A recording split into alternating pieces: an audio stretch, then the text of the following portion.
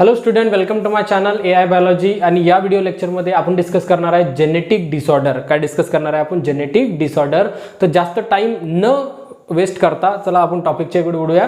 तर आजचा जो आपला टॉपिक आहे, जो टॉपिक आपण जेनेटिक डिसऑर्डर, आज आतापर्यंत आपण भरपूर व्हिडिओ इनहेरिटन्स अँड व्हेरिएशन, जो स्टेट बोर्डचा 12चा थर्ड नंबरचा चॅप्टर आहे, त्याच्या कम्प्लिटली चॅप्टर आपण कव्हर करत आलेलो. फक्त ऑटोझोमल डिसीज राहिलेले आहेत आपले, आणि त्यानंतर इनहेरिटन्स जे की जेनेटिकली डिसीज आहे ते पण आपण या नंतरच्या व्हिडिओमध्ये काय करणार आहे, कंप्लीट करणार आहे. तर ठीक आहे, तर आजच्या या व्हिडिओमध्ये आपण डिस्कस करणार आहे जेनेटिक डिसऑर्डर. काय डिस्कस करणार आहे आपण? Genetics disorders. ठीक आहे, जेनेटिक डिसऑर्डर आपण याच्यामध्ये काय करणार आहे, डिस्कस करणार आहे. ठीक आहे, तर याला जेनेटिक डिसऑर्डर का म्हणतात? सगळ्यात पहिले आपण हे समजून घेणार आहे की याला जेनेटिक डिसऑर्डर का म्हणतात. आता जेनेटिक्स म्हणजे तुम्हाला माहिती आहे की genetics it is a branch of biology. आता ऑब्व्हियसली गोष्ट आहे, जर आपण बायोलॉजीमध्ये त्याला जर अभ्यास करत असेल, त्याचा स्टडी करत असेल, तर ते जेनेटिक्स कशाची ब्रांच आहे तुमच्या बायोलॉजीची, या सगळ्या गोष्टी तुम्हाला माहिती आहे. तर ज्याच्यामध्ये इनहेरिटन्स अँड व्हेरिएशन, जे की transfer of character one generation to another generation. ठीक आहे, तर मग बेसिकली कोणकोणते फॅक्टर आहे जे की जेनेटिक डिसऑर्डरसाठी रिस्पॉन्सिबल राहतात? तर सगळ्यात पहिला जो फॅक्टर आहे, असे 3 फॅक्टर आहे जे की जेनेटिक डिसऑर्डरले काय राहतात, रिस्पॉन्सिबल राहतात. ठीक आहे, तर वन बाय वन डिस्कस करू आपण. सगळ्यात पहिला जो फॅक्टर आहे तो असू शकतो तुमचा जीन जर फॉल्टी झाला किंवा त्याच्यावर काही म्युटेशन वगैरे जर येत असेल, तर त्या कारणानं जीन फॉल्टी होऊन एका जनरेशन पासून दुसऱ्या जनरेशन पर्यंत ते पाठवू शकतो. आणि फॉल्टी ज्यावेळेस प्रोटीन बनते, तर त्याच्यापासून डिसऑर्डर काय होऊ शकतात, डेव्हलपमेंट होऊ शकतात. तर म्हणजे पहिला जो एजंट आहे तो एजंट आहे तुमचा जेनेटिक डिसऑर्डरचा जीन. कोणता आहे तुमचा? जीन एक पहिला आहे जे की काय करते, तुमचा जेनेटिक डिसऑर्डर कॉज करू शकते. ठीक आहे, तर सेकंड जो आहे तो आहे तुमचा डीएनए. काय तुमचा? डीएनए हा एक सेकंड एजंट आहे जे की जेनेटिकली डिसऑर्डर काय करू शकते, डेव्हलपमेंट करू शकते. लक्षात याच भरोशावर तुम्हाला डेफिनेशन पण करायची आहे. पूर्ण लेक्चर अटेंड करा, त्यावेळेस तुम्हाला लक्षात येईल की काय काय गोष्टी याच्यामध्ये राहतात. ठीक आहे, तर थर्ड जो एजंट आहे तो आहे तुमचा क्रोमोझोम्स. काय तुमचा? क्रोमोझोम्स. ठीक आहे, आता क्रोमोझोम्स हा अनदर एक एजंट आहे जे की काय करू शकतो, डीएनए म्हणजे जेनेटिक डिसऑर्डर काय करू शकतो, कॉज करू शकतो. आता बघा, जेनेटिक डिसऑर्डर म्हणजे नेमकं काय की या सगळ्या एजंटवर, जसं की जीन्स आहे, जसं की डीएनए आहे, जसं की क्रोमोझोम्स आहे, या सगळ्या या एजंटवर, आता जीन्स क्रोमोझोम सेगमेंट ऑफ म्हणजे डीएनएच्या सेगमेंटला जीन म्हणतात, आणि क्रोमोझोमच्या अंदरमध्ये किंवा क्रोमोझोम्सवर डीएनए प्रेझेंट राहतात. सगळे एकच आहे जे की काय करतात, जेनेटिकली कॅरी करतात. ट्रान्समिशनचं काम आहे, एका जनरेशन पासून दुसऱ्या जनरेशन पर्यंत जाण्याचं काम जीन, डीएनए आणि क्रोमोझोमचं राहते, जे की गॅमेट फॉर्मेशन करून एका जनरेशन पासून दुसऱ्या जनरेशन पर्यंत जातात. आता तुम्हाला सिंपल गोष्टी तर माहित असेल, जसं की आपण म्हणू शकतो की प्रोटीन. तुम्हाला माहिती आहे की जीन्स काय करतात किंवा डीएनए काय करतात, एमआरएनए सिंथेसिस करतात. काय सिंथेसिस करतात? एमआरएनए सिंथेसिस करतात. आणि एमआरएनए पासून काय बनलं जाते, प्रोटीन बनलं जाते. आणि हे प्रोटीन व्हेरियस फंक्शन काय करते, आपल्या बॉडीमध्ये कॅरी करते, जर ते राईट प्रोटीन सिंथेसिस झालं तर. पण जर काही कारणास्तव या 3 एजंटवर, जसं की म्हणू शकतो आपण जीन, डीएनए आणि क्रोमोझोम, याच्यावर जर काही कारणास्तव काही म्युटेशन किंवा म्हणू शकतो की म्युटेशन्स येत असेल, ठीक आहे, तर म्युटेशन जर येत असेल तर त्याच्यामध्ये काय होऊ शकते, तुम्हाला त्याच्यामध्ये फॉल्टी प्रोटीन प्रोड्यूस होऊ शकते किंवा फॉल्टी प्रोटीनचं डेव्हलपमेंट होऊ शकते, आणि त्या कारणानं तुम्हाला डिसऑर्डर होऊ शकतात. लक्षात इथपर्यंत. तर बघा आता की याच्यामध्ये काय आहे की अनदर म्युटेशन, काय म्हणू शकतो आपण, म्युटेशन किंवा म्युटेशन म्हणू शकतो आपण त्याला. म्युटेशन काही कारणास्तव म्युटेशन किंवा काही एजंट असे आले जे कारणानं काय होईल, याच्यावर म्युटेशन होईल. जसं की जीनवर म्युटेशन होऊ शकते, डीएनएवर म्युटेशन होऊ शकते, क्रोमोझोमवर म्युटेशन होऊ शकते, डीएनए सिक्वेन्स इकडे म्हणजे जीन्स जो आहे तो सिक्वेन्स इकडे तिकडे जाऊ शकतो, की अनदर हे कारण आहेत म्युटेशनचे. जर याच्यावर काही जर म्युटेशन झालं तर म्हणू शकतो की आपण काय होऊ शकतात, की जेनेटिकली डिसऑर्डर होऊ शकतात. लक्षात इथपर्यंत की काय आहे. तर आता बघा की जेनेटिक डिसऑर्डर म्हणजे नेमकं काय, जर जीन, डीएनए आणि क्रोमोझोम जर काही कारणास्तव म्युटेशन आलं तर त्या कारणानं आपल्याला जेनेटिक डिसऑर्डर होऊ शकतात. ठीक आहे, इथपर्यंत लक्षात आलं काय आहे. आता बघा समोरची प्रोसेस आपण हे करू. ठीक आहे, काय म्हटलेलं आहे की जेनेटिक डिसऑर्डर. आता जेनेटिक डिसऑर्डरचे किती पद्धतीचे टाइप्स असू शकतात. ठीक आहे, हे काय झालं, जेनेटिक डिसऑर्डर कशा पद्धतीने कॉज होते. आता आपण डिस्कस करणार आहे की जेनेटिक डिसऑर्डर किती टाइपचे राहतात, जेनेटिक डिसऑर्डरचे किती टाइप्स आहेत. ठीक आहे, तर जेनेटिक डिसऑर्डरचे किती टाइप्स आहेत तुमचे? 2 टाइप्स आहेत जेनेटिक डिसऑर्डरचे. ठीक आहे, याच्यावर सगळी इन्फॉर्मेशन माहिती तुम्हाला, सगळे डेफिनेशन तुम्हाला या भरोशावर डेव्हलपमेंट करता येतात की एक्स लिंक रेसेसिव्ह काय असते, वाय लिंक रेसेसिव्ह काय असते, सेक्स लिंक डिसीज काय असतात, ऑटोझोमल काय असतात, ऑलोझोमल, ज्याला आपण ऑलोझोमल तर नाही, आपण सेक्स लिंक डिसऑर्डर आपण म्हणू शकतो. ठीक आहे, तर सगळ्यात पहिला जो राहतो डिसऑर्डर तो राहतो तुमचा ऑटोझोमल. काय राहतो तुमचा? Autosomal disorder. Autosomal disorders. ठीक आहे, इथपर्यंत लक्षात आलं. Disorder, autosomal disorder. आणि त्यानंतर इकडे राहते तुमचा sex link disorder. Sex link disorder, sex links disorder. ठीक आहे, किती टाईपचे झाले? एक झाला तुमचा ऑटोझोमल डिसऑर्डर, हा झाला ऑटोझोमल डिसऑर्डर, आणि हा झाला तुमचा सेक्स लिंक डिसऑर्डर. ठीक आहे, आता सेक्स लिंक्स म्हणजे एक म्हणजे जसं की म्हणू शकतो एक्स लिंक, याच्यामध्ये दोन टाईप्स पडतील. सेक्स लिंक म्हणजे सेक्स लिंक डिसऑर्डरमध्ये पहिले आपण डिस्कशन करून टाकू की ऑटोझोमल डिसऑर्डर कशाला म्हणतात आणि सेक्स लिंक डिसऑर्डर कशाला म्हणतात. तर ऑटोझोमल म्हणजे तुम्हाला माहित आहे की आपल्या बॉडीमध्ये जे की पेअर दिलेली आहे, जसं की तुम्हाला माहित आहे की 40 आपल्याकडे टोटल क्रोमोझोम्स किती आहेत? 46 क्रोमोझोम्स आहे. किती क्रोमोझोम्स आहे आपल्याकडं? 46 क्रोमोझोम्स. किती क्रोमोझोम्स आहे आपल्याला? 46 क्रोमोझोम. आणि 46 क्रोमोझोम्समध्ये तुम्हाला माहिती आहे की याच्यामध्ये दोन टाईप्स पडतात. एक आहे तुमचा सेक्स क्रोमोझोम आणि एक आहे तुमचा ऑटोझोमल क्रोमोझोम. तर ऑटोझोमल क्रोमोझोम किती राहतात तुमचे? जे की 44 आहेत ते काय झाले तुमचे? Autosomal chromosome. काय झाले तुमचे? Autosomal chromosomes. आणि रिमेनिंग राहिलेला जो एक पेअर, जसं की वन पेअर आहे म्हणजे दोन क्रोमोझोम्स आहेत, जसं की एक्स क्रोमोझोम आणि वाय क्रोमोझोम्स. हे दोन्ही क्रोमोझोम कोणते क्रोमोझोम आहे तुमचे? सेक्स क्रोमोझोम्स आहेत. कोणते क्रोमोझोम्स आहे? Sex chromosome. आलं लक्षात येतपर्यंत? म्हणजे बेसिकली काय आहे की या 44 क्रोमोझोमवर होणारे जेवढे बी डिसऑर्डर आहे त्याला आपण काय म्हणतो? ऑटोझोमल डिसऑर्डर म्हणतात. जसं की आता हे क्रोमोझोम्स आहे, जे की क्रोमोझोम्स आहे. ठीक आहे, हे क्रोमोझोम्स काढलेले आहेत. हे क्रोमोझोम्स किती राहतील तुमचे? 44 क्रोमोझोम. आणि या 44 क्रोमोझोम्सवर होणारा जो फॉल्ट आहे किंवा जो होणारा म्युटेशन आहे त्या कारणानं जो झालेला डिसीज आहे याला काय म्हणतात? ऑटोझोमल डिसऑर्डर असे म्हणतात. काय म्हणतात? Autosomal disorder. Autosomal disorder. ठीक आहे, इथपर्यंत लक्षात आलं एकदम क्लिअर पद्धतीनं. कारण की आपल्याकडे 44 का राहतात? ऑटोझोमल राहतात. मी क्रोमोझोमची म्हणजे क्रोमोझोम कशा पद्धतीने डिवाइड केलेले हे पण इथं सांगून दिलेलं आहे. मी प्रिव्हियस लेक्चरमध्ये पण मी डिस्कस केलेलं आहे.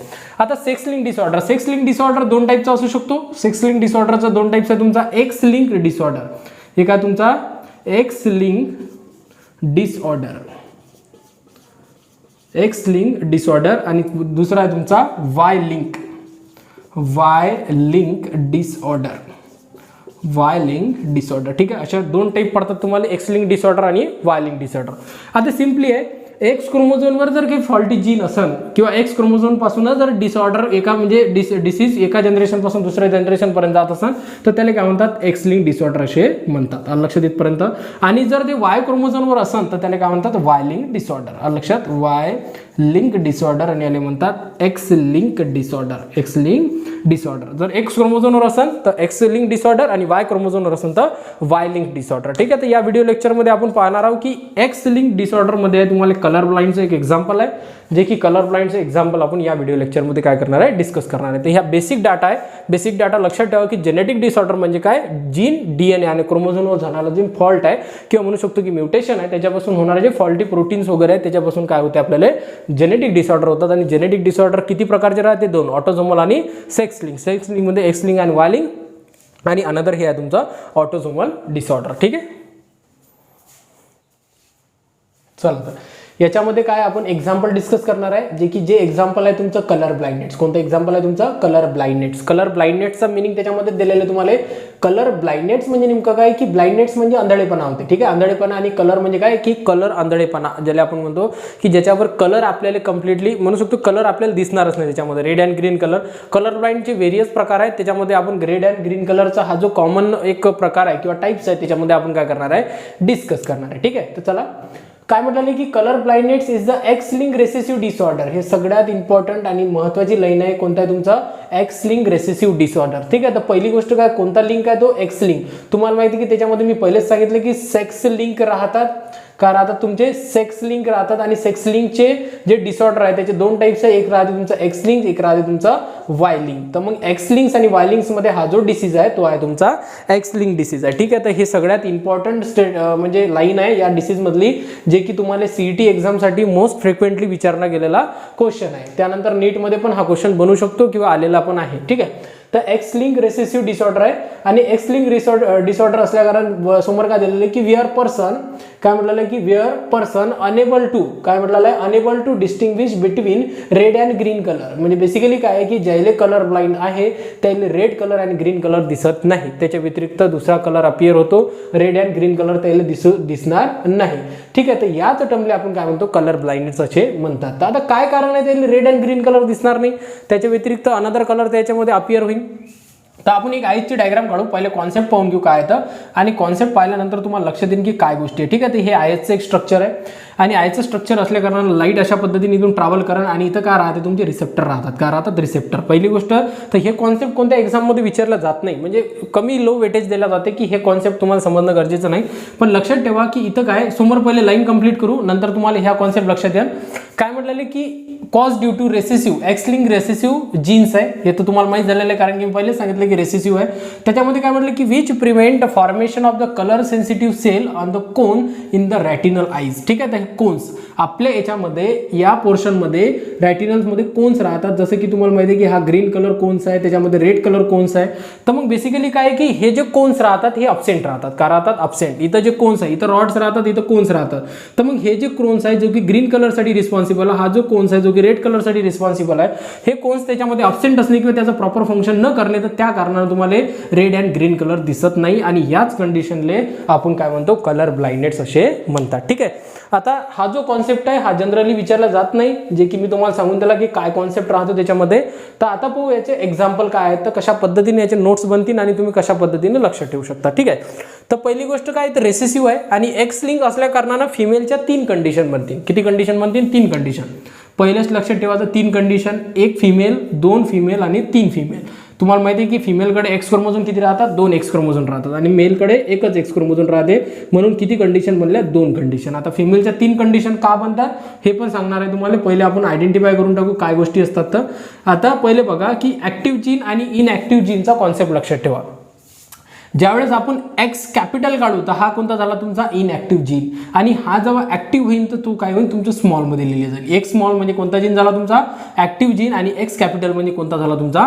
नॉर्मल जीन झाला. काय झाला तुमचा? नॉर्मल जीन, जे की नॉर्मल फंक्शन करा, नॉर्मल पर्सनले सगळे कलर दिसतील. या जो ऍक्टिव्ह आहे, जो स्मॉल सी आहे, त्या म्हणजे स्मॉल सी, पण ते डॉमिनंट म्हणजे डॉमिनंट कंडिशन आहे, रेसेसिव्ह कंडिशन आहे. ते दोन्ही कंडिशन जर त्याच्यामध्ये होमोझायगस कंडिशन येत असेल तर तुम्हाला दोन्हीही जीन काय लागतील? तुम्हाला ऍक्टिव्ह फॉर्म मध्ये लागतील. ठीक आहे, तर मी समोर डिस्कस करणार आहे. फक्त लक्षात ठेवा की स्मॉल असला तर ऍक्टिव्ह आहे आणि जर कॅपिटल असला तर तो कोणता जीन आहे? तुमचा इनऍक्टिव्ह जीन आहे. ठीक आहे, आता बघा की रेसेसिव्ह कंडिशन असल्या कारणाने कशा पद्धतीने फिमेलच्या 3 कंडिशन बनतात. पहिले बघा काय तुमचा कॅपिटल्स आणि कॅपिटल. ठीक आहे, कॅपिटल म्हणजे याच्यामध्ये इन्फेक्टेड आहे नाही, तर काय झाली तुमची? नॉर्मल फिमेल झाली. काय झाली तुमची? Normal female. Another second condition काय आहे तुमचं? एक कॅपिटल एक स्मॉल. आता कॅपिटल एक स्मॉल तुम्हाला माहिती की लॉ ऑफ डॉमिनंट काय म्हणते? जर डॉमिनंट कॅरेक्टर ही असेल तर रेसेसिव्हवर हवी होईल, म्हणजे हे एक्सप्रेस होऊ देणार का? नाही. तर मग काय झाली तुमची? करियर फिमेल झाली. करियर फिमेलचा कॉन्सेप्ट काय आहे? ते स्वतः इन्फेक्टेड नाहीये, पण येणाऱ्या जनरेशनला ते इन्फेक्टेड करू शकते किंवा इन्फेक्टेड करणार आहे, तशा फिमेलला आपण करियर फिमेल असे म्हणतात. आणि फिमेल्समध्ये एक इन्फेक्टेड कंडिशन आहे जे की दोन्ही स्मॉल सी आणि स्मॉल सी हे राहील तुमचं कलर ब्लाइंड इन्फेक्टेड फिमेल. काय राहील तुमचं?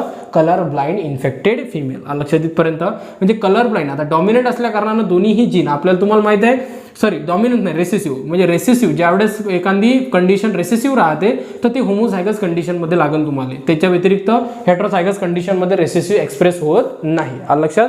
जर तुम्हाला माहिती आहे की जर तुम्ही व्हिडिओ सगळे पाहिले असतील माझे तर हे कॉन्सेप्ट तुम्हाला क्लिअर असेल डॉमिनंट आणि रेसेसिव्हचा. आता बघा समोर काय म्हटलं याच्यामध्ये 2 मेलच्या कंडिशन. एक राहील तुमचं कॅपिटल म्हणजे इनॅक्टिव्ह जीन आहे, म्हणजे काय राहील तुमचा? हा नॉर्मल मेल राहील. आणि त्यानंतर एक राहील म्हणजे स्मॉल सी, जे काय राहील तुमचं?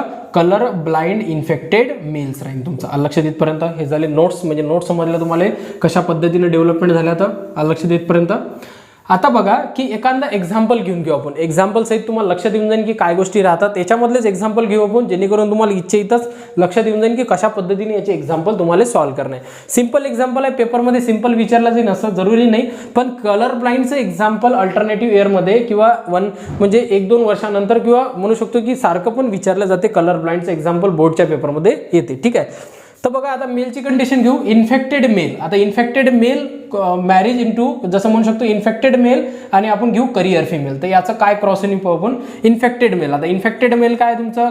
एक्स स्मॉल सी आणि वाय इंटू करियर घेऊ करियर फिमेल. आता करियर फिमेल काय तुमचं? एक्स कॅपिटल सी आणि एक्स काय तुमचा? Small C. काय तुमचा? Small C. ठीक आहे, हा काय झाला तुमचा? कलर ब्लाइंड मेल आणि हे काय झाली तुमची? Career female. याच्यामध्ये क्रॉस केल्यानंतर कशा पद्धतीने येणारी जनरेशन येतील, सॉल्व्ह कसं करायचं, असे एक्झाम्पल तुम्हाला विचारले जातात. आता बघा की काय एक्झाम्पल याच्यामध्ये पहिले याच्यासोबत क्रॉस होईल, म्हणजे काय तुमचं? एक्स स्मॉल सी आणि एक्स कॅपिटल सी. लक्षात येतपर्यंत त्यानंतर पुन्हा काय, हे काय झाली तुमची, तुरंत आपण काय करू त्याला आयडेंटिफाय पण करू. हे झाली तुमची करियर फिमेल म्हणजे एक ॲक्टिव्ह आहे आणि एक इनॲक्टिव्ह आहे. पुन्हा काय तुमचा एक्स स्मॉल सी आणि एक्स स्मॉल सी, हे झाली तुमची कलर ब्लाइंड फिमेल. लक्षात, सेकंड कंडिशन.